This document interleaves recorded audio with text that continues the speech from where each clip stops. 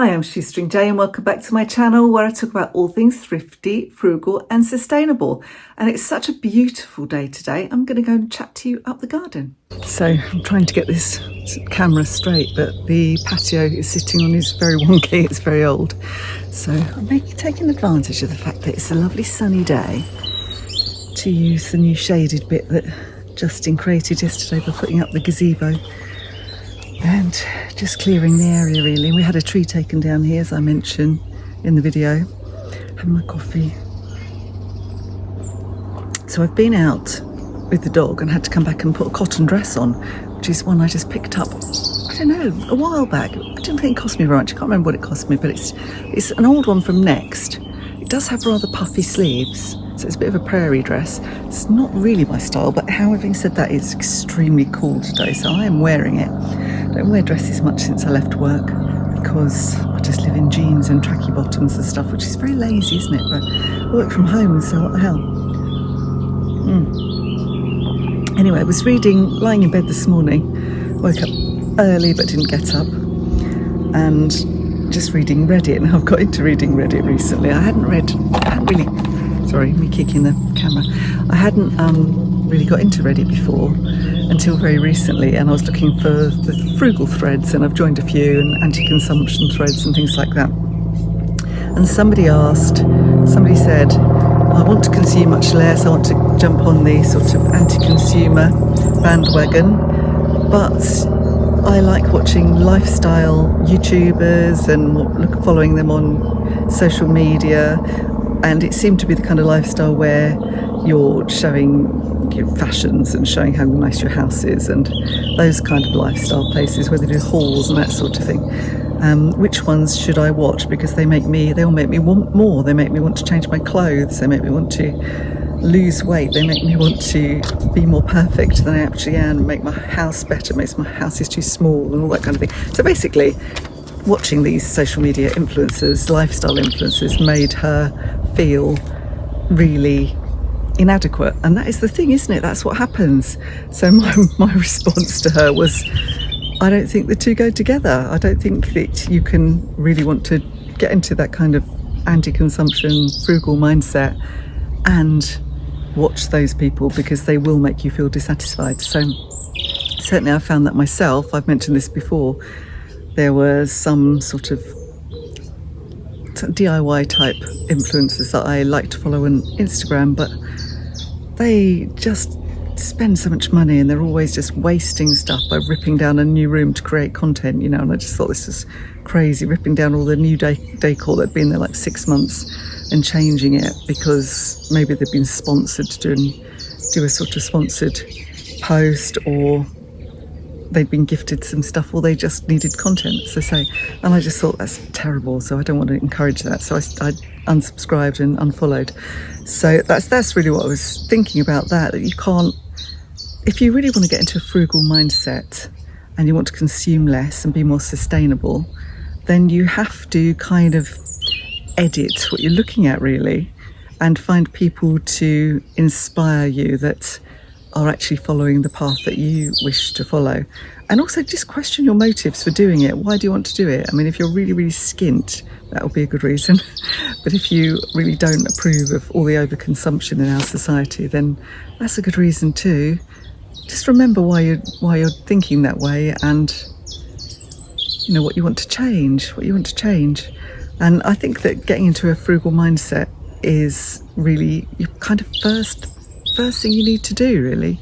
Just and shaping the way you think depends on what you read. Read good books, read books that are going to inspire you, like the Tightwad Gazette. And I'll show you one I discovered on my bookshelf that's been there a while, The Good Life. I hadn't read yet, and just things like that, and find hobbies that encourage you to do something other than consume. We're more than just consumers. We always were, and we've kind of become, our job is just to go out to work to earn enough money to buy stuff to make other people rich. That's what it feels like anyway to me at the moment. So decide you're going to change your mindset on that and do things differently. So maybe you could say, okay, well, I can't stop buying things just like that, but I'm going to make sure that everything I do buy is secondhand, and that might mean waiting a little bit until I can find the right secondhand thing. Or I'm going to peruse my online stores and put things in my basket, but then I'm going to close the app and go away, set myself an alarm for a week's time, go back and see if I really still want them. And probably, a lot of times you don't. Sometimes you might, but sometimes you don't. So you could write a budget, sit down and work out your budget and work out exactly what you have for these extraneous items, or how much you've been spending on them. And if you cut that, what you could do with that money, what else you could do with it. So maybe you could put it into savings and investments and actually grow your wealth. Or maybe you can pay off debts. You could do some different things with it. So maybe you could work less. That would be great, wouldn't it? Most of us feel that we're too busy and we work too many hours. Maybe if you bought less rubbish, you could actually work fewer hours. Or maybe you could do a job that you enjoyed more, that paid a little bit less. It just opens up possibilities, doesn't it? And cook. Get into cooking. Look at how many takeaways you have. How many times do you buy convenience food? How many times do you buy chopped veg and fruit because you just want to save time, you can't be bothered to chop whatever veg it is, Is that really worth the extra money? I mean, you could pay 30-40% more on top of what you might pay if you chopped your own. And I know that some people have maybe arthritis and things like that, or they have a disability, and that's the only way they can do it, and that's fine. But if you don't, what's stopping you? It's only a few minutes where you might be stuck in front of the telly or something like that. So chop your own fruit and vegetables, and shop your own wardrobes and cupboards. Use what you've got already. Just use what you've got. The cat's just come up and then realised that Archie's sitting on the bench next to me and run away again, because if she sits up here as well, he will chase her. So yeah, use what you've got. Shop from your wardrobe, shop from your cupboards. Just appreciate what you already have. It's like this dress was just sitting in my wardrobe. I'm saving it for something, I'm not sure, but why save it? Either wear it or don't wear it, and sell it or get rid of it or donate it. So use what you've got and appreciate what you've got. Look at all the things that you pay other people to do and see if you could do some of them at least yourself, like washing your own car. Maybe make it a Sunday afternoon fun thing to do with the kids. They love joining in things like that. Or pay them to do it, but pay them less. Do your own cleaning. Get the family to do the cleaning with you. Don't do it all yourself. As I said already, do your own cooking. Do a reverse food plan. So you might just, instead of doing a shop one week, shop from your cupboards and make meals using what's already in your cupboard, and make sure everything that's kind of getting near expiry date gets used up. Look at what you spend on eating out and coffees out, and how about doing things differently there? So you could have days where you could have a takeaway one day if that's what you like to do, but other times you might want to take it in turns to make a fakeaway and just make an Indian, or do fish and chips yourself and that kind of thing. Just do things differently, invite friends around, take it in turns. Maybe you could go to each other's houses and take it in turns to cook, cheaper than a restaurant, or all meet together and do a course, be responsible for a course. So one of you does the starter, one of you does the dessert, one of you does the main, one of you does the sides. It depends how many of you there are, isn't it? Just do things differently. So instead of meeting in the pub all the time, meet in your back garden, especially when it's like this. Bottle of wine in the back garden, fabulous, or gin and tonic. Archie's given me a bath now, it's very nice of him. So just get into a different kind of mindset and question all of your purchases, and notice when you impulse purchase, because my impulse purchase is normally done when I'm doom scrolling first thing in the morning, which is, I know that, so I've stopped doom scrolling first thing in the morning, anything that's retail. So I still doom scroll, but I look at Reddit instead of Vinted and that kind of thing. Just notice what your triggers are and what your habits are that make you spend. And I think the other thing, as I mentioned, reading books, finding people to follow that actually feel the way that you do. So there's lots of frugal blogs, and find ones that are kind of really relevant to you. So, people that live the same kind of lifestyle as you do. And there's so many, I don't want to even mention too many, but there's What Vivi Did Next. She lives on practically nothing. There is Frugal Queen in France, who is very kind of good at explaining and being organised. She's so organised. There is Nicola at the Frugal Cottage. I'm trying to think who else there is. I'm just thinking of UK ones, but there are loads. There is Ali lives well on less. She's quite a relatively recent one. There's loads. Frugal Stew, he's another Brit. And there's loads of American ones. I think it's kind of a bigger thing in America. And some of it I find relevant and some of it I don't, because it's quite US based. But as I say, it's a mindset. So, if you're just getting into that frugal mindset, it probably doesn't really matter where people are from. I know I've got a lot of American viewers and Australians and people from New Zealand and Canada. So welcome, doesn't matter where you're from. Anyway, that's it for now. I'm going to show you a few little bits and pieces that I've done over the course of the last few days, especially in the garden. We've been doing a lot of stuff in the garden, trying to be a little bit more self-reliant when it comes to growing our own food. We used to do it a lot in the past. We haven't done it for a few years, or only just a few things, We're not doing everything. We're just getting started. So we're looking at the expensive things. I'm growing loads of tomatoes, aubergines and peppers. They're things we use a lot. A few greens, like some expensive kale varieties. I'll put some beets in, I think. I've got some leeks. I'm not doing things like potatoes and onions because they're relatively cheap and we don't have the space, so there's no point. So just, bits and bobs. Anyway, I'll show you a bit of what we've been doing in the garden and one or two other things I think might be of interest. My peppers are doing well, red peppers. They do need repotting today because they're quite small pots. And then I'm going to find a space in the greenhouse for them. I've got to do some more courgette because the pesky slugs ate them all as they came up. My chives just did not germinate, so more chives. I've got different brand. This is a really nice company, the Ethical Organic Seed Company, and it seems to be good quality. I've got some cosmos, which obviously I'm not going to eat, but I'm going to plant some of those, not quite yet actually, because I'll put them straight into some big pots we've got when they're ready. Butternut squash, the slugs ate all but two, so I'm going to grow some more of those.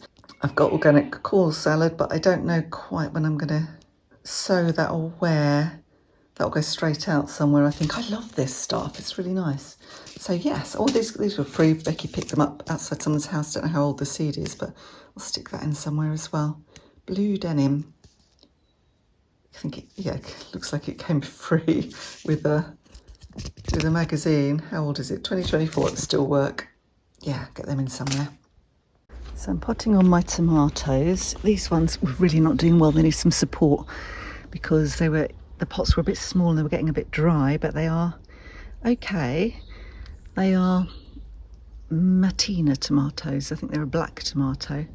And then now I'm doing the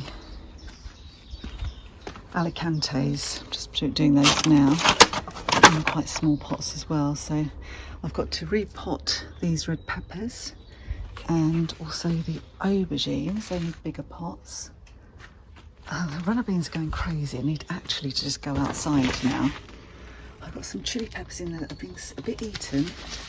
The leeks are desperate to go out. They need to go out. More tomatoes there. Might have gone a bit mad with the tomatoes, but God, we can always use them, can't we? I've got some other things in the other greenhouse, but I'll sort that out in a minute. Because this greenhouse is just sitting on grass, I've just had to cut a load of grass off the bottom. The door's coming off, and make a floor with old boxes and whatever I could find, actually. Some old compost bags as well. So these ones were like desperate. They all need support. I'm going to worry about support later. I need to have a look for some canes or something. I've got 4 more plants, I think, to find a pot for. But at least that's sort of sorted now. And I've taken out all of the stuff that didn't really need to be in here anymore because it's so hot in here at the moment. We've got a heat wave coming, so it's better off outside. So that's come out. And the little greenhouse, I'll show you that as well. So those are the smaller tomatoes I've still got to do. And I've got in here, I've potted on the red peppers. and the aubergines. I'm just really hoping the slugs don't get them before I find what to do. I'm going to get some cheap beer and do some beer traps. What's that called in here? Fly. A bee, rather. That came from my dad's. We've got to do something. Justin's up the garden now, frantically digging. Got the chilies there, which have been somewhat slug-eaten, as you can see. A bit annoying. Got to do something with these though, so I'm just a bit worried I'm a bit early, but actually the weather's so warm, perhaps not. So I'm just going to tidy up and make a bit of dinner. Today, as well as what I've been doing, Justin has been sorting out this end of the garden. So he's put the gazebo up because it's going to be lovely. He's got the chair seats out. I've got my egg chair going under here, which is much better. The swing chair. We've had a tree removed this week, and those are the logs. This is the man at work. What are you doing? I'm filming you. I'm vlogging you. My runner bean's going to go along there. Yep, cool. And then this bit will be leeks and stuff. Courgettes. Apparently we've got another greenhouse to go in over here, but I don't know when that's going to happen. But not for a while, I shouldn't think. Oh, right. And then we build a house. Yes. Or maybe not. Right, I'm going to go make some tea. Sizzling pizza. Slightly overcooked it because it was supposed to be 10 minutes, and then I realised that I had forgotten to put the timer on because I had chips going in the air fryer for 10 minutes as well. I just thought, well, 10 minutes, that's fine. I should realise when that's finished, and I didn't. So there you go. There's my Slimming World pizza. So hope it tastes nice. So I've come back inside now because it was lovely up there, but it was really noisy. As you probably noticed, I was fighting with builders from the house a couple of doors down there. People are moving in and they're having loads of work done before they move in.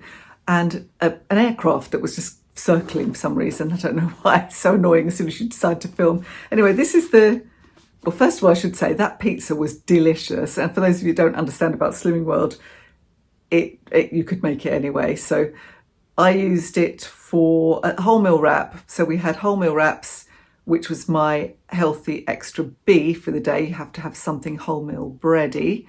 I used that, and the cheese on top was half of my healthy extra A, something containing calcium. Everything else was free, and I did air fryer chips, potatoes, and no oil, so that was all free as well, and a little bit of salad on the side. So that's what we had. Really delicious. Really like that. I'm going to do that again sometime. But anyway, the book I mentioned was this one, The Good Life, by Helen and Scott Nearing's 60 Years of Self-Sufficient Living. And it is a classic. It's an old one, and I can't believe it's literally got dust on the top. I just haven't really properly looked at this since I bought it it was such a long time ago. I think it was about 5 years ago.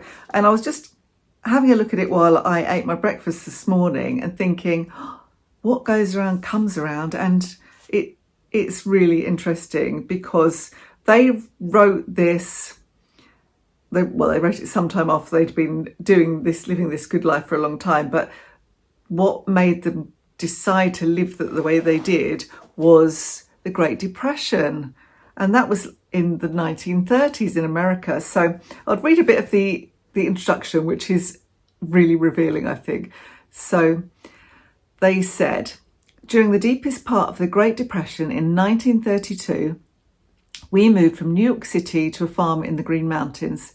At the outset, we thought of the venture as a personal search for a simple, satisfying life on the land, to be devoted to mutual aid and harmlessness, with an ample margin of leisure in which to do personally constructive and creative work. So moving on from that, another thing that made them go was when we moved to Vermont, we left a society gripped by depression and unemployment, falling prey to fascism and on the verge of another worldwide military free-for-all. Sound familiar? So they would they had certain ethics that they wanted to live by. They were vegetarians. They believed in community. They believed in pacifism, and they found that, you know, living in a city was stressful, and that's then, you know, living in a city is probably much more stressful, expensive and stressful, and they wanted a different way of living, and this is their journey really. So obviously I've got to read this. I haven't read it yet.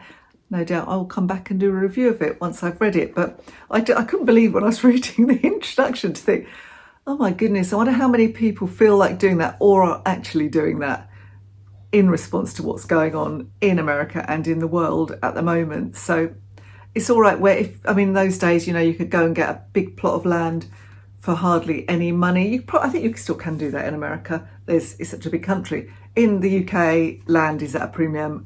There's not very much land, so you couldn't probably do it here unless you went into the wilds of Scotland maybe, or Ireland. In the countryside, there's lots of, like, I've seen smallholders on YouTube who buy really rundown buildings. France is another place that's good for that kind of thing, and maybe Wales. There's lots of eco-friendly communities in Wales. It's relatively cheap compared to London and South East where I live.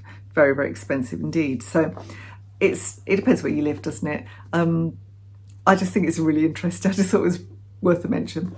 Anyway, that is me for today. That's some of what we've been doing. As you can see, mostly I've been doing stuff in the garden. I've been doing loads of cooking because I'm doing Slimming World and I'm trying lots of different recipes. Been doing loads and loads of listing.